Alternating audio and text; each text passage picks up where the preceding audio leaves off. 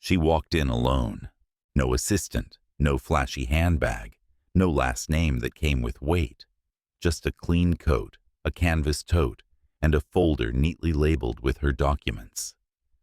The leasing office was quiet, slick, and filled with the kind of curated furniture that told you everything about who they thought should live there. Layla stood at the counter and waited. The leasing agent glanced up, offered a half smile, and tapped a few more keys before asking, "You here for the studio or the one-bedroom?" She answered softly, "The two-bedroom, Unit 5, C." The man paused, only for a second, but just long enough for her to feel it. "You know that one's $5,800 a month, right?" She nodded. "Yes."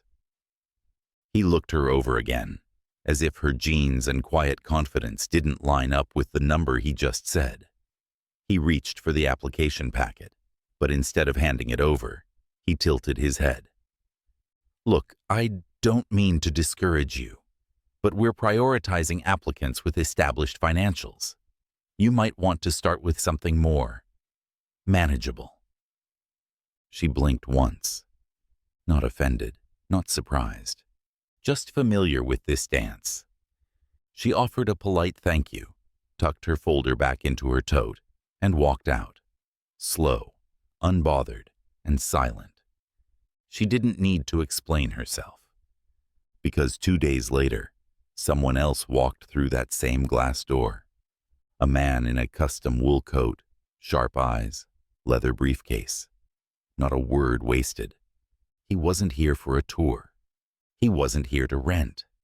He was here to buy the building. And he was Layla's father. Layla Azar never needed to explain who she was. She had grown up surrounded by wealth, yes, but not the kind that sparkled on Instagram or needed to announce itself in every room. Her father, Marcus Azar, built his legacy the same way he built his portfolio, carefully, quietly, and with an eye for the long game. He taught Layla to read contracts before she could drive, to carry herself like she had nothing to prove, and most importantly, to listen. That's why she didn't react that day at the leasing office. She didn't flinch when the agent dismissed her.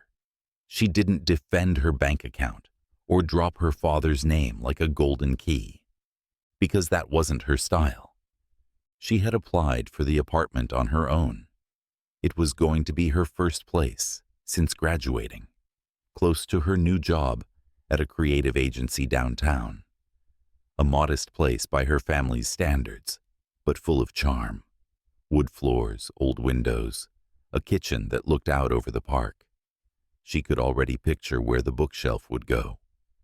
But apparently, she hadn't looked like someone who could afford the view.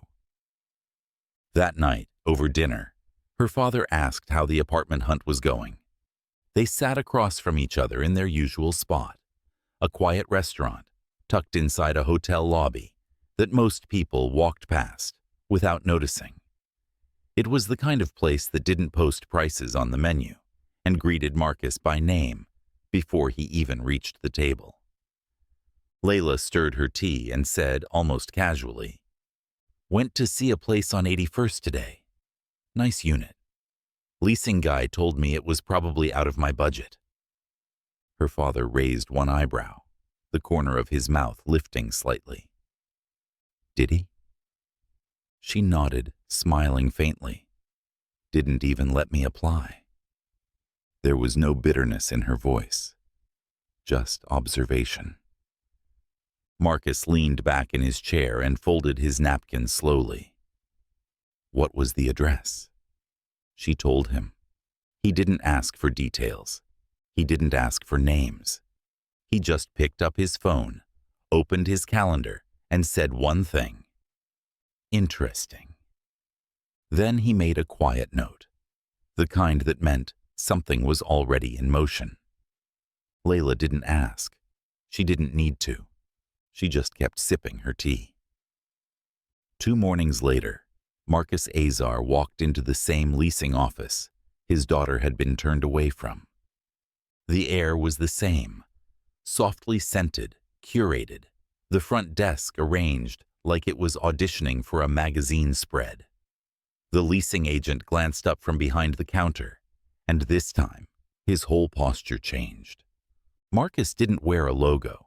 He didn't bring an entourage. But there was something about the cut of his coat, the subtle gold of his cufflinks, the way he walked like time didn't own him, that made the room feel smaller the moment he entered it. The leasing agent stood immediately, smiling wide. "Good morning, sir. Looking to tour one of our units today?" Marcus's eyes swept the lobby once. "No, I'm here to speak with whoever manages property sales for this building." The smile faltered just a touch. "Oh, are you an investor?" "Something like that." He handed over a card. Black, matte, no clutter. Just a name, a number, and a company the leasing agent couldn't pronounce but knew from the real estate trades. The meeting didn't happen in that office. It didn't need to. Within 24 hours, Marcus was sitting down with the building's owner, a man in his 60s, thinking about retirement and tired of managing old plumbing and tenant turnover.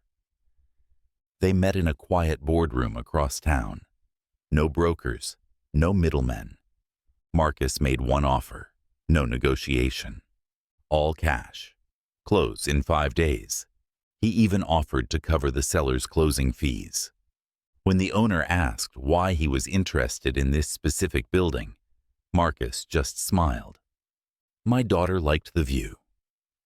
By the end of the week, the deal was signed, the deed was transferred, and a short email was sent to the leasing team at the property. No threats, no call-outs, just a change of header. "Welcome your new ownership group, Azar Holdings." The leasing agent read the email 3 times. At the bottom of the message, it was signed, Layla Azar, Director of Residential Strategy. The leasing office was quieter than usual that morning. The receptionist kept glancing toward the hallway, where a private meeting was scheduled for 10 a.m. sharp. No one knew exactly what it was about, only that the company had been sold, and someone from the new team would be coming in to discuss operational alignment. The leasing agent, the same man who once told Layla the apartment might be out of her range, straightened his tie 3 times in 10 minutes. He had read the name in the email. Azar. It rang a bell, but he couldn't quite place it, until the door opened and Layla walked in. Same coat, same quiet confidence, same calm eyes. But this time, she wasn't holding a rental application. She was holding a laptop bag and a title. The agent stood immediately, unsure of what to say. "Miss Azar, I didn't realize you." She raised a hand gently, not to silence him, but to stop him from scrambling. "It's okay. You don't have to remember everyone who walks through the door." She walked past him and placed her bag on the counter, opened it, laid out a branded folder with the Azar Holdings insignia. Inside, a copy of the acquisition letter, updated contact instructions, and a short-term notice of transition. He looked down at the paper, then back up at her, his face now carefully neutral. "You'll be managing the building?" She smiled, polite, professional. "I'll be overseeing leasing, actually, starting with Unit 5, C. The very apartment he had told her not to bother applying for. She didn't gloat. She didn't remind him of his words. She simply signed her name at the bottom of the onboarding sheet and said, "From now on, I'd like every potential tenant to be treated the same. Let the application speak louder than the shoes." Then she picked up the keys, walked to the elevator, and pressed the button for the top floor. The apartment was even better than she remembered. Sunlight spilled through the tall windows, warming the hardwood floors in long golden stripes. From the kitchen, you could see the treetops swaying over the park, and the air smelled faintly of fresh paint and new beginnings. Layla stood in the center of the room, her coat still on, holding the keys in one hand and silence in the other. This wasn't about the view anymore. This was about what the view represented, that sometimes you can come back to a place that didn't want you and walk in like it had always been yours. Because in a way, it always was. In the weeks that followed, the building began to change. There were no dramatic overhauls, no heads rolled. Layla didn't fire the leasing agent. She didn't need to. She retrained the staff herself, quietly, thoroughly, on what real hospitality looked like, on how to listen before judging, on how to stop assuming who could afford what based on outfits, accents, or age.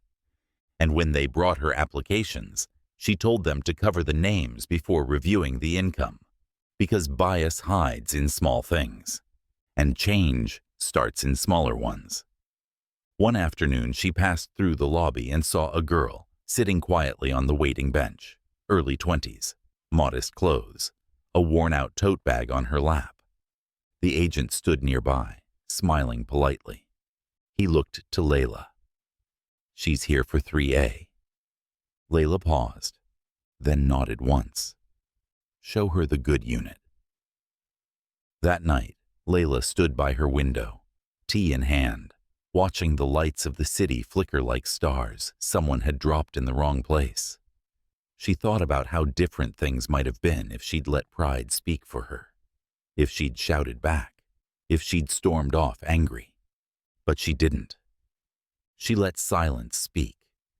And when the time came, she let her signature be the last word.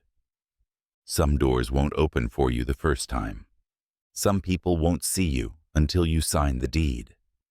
But when you've been underestimated quietly, the most powerful thing you can do is walk back in with the keys.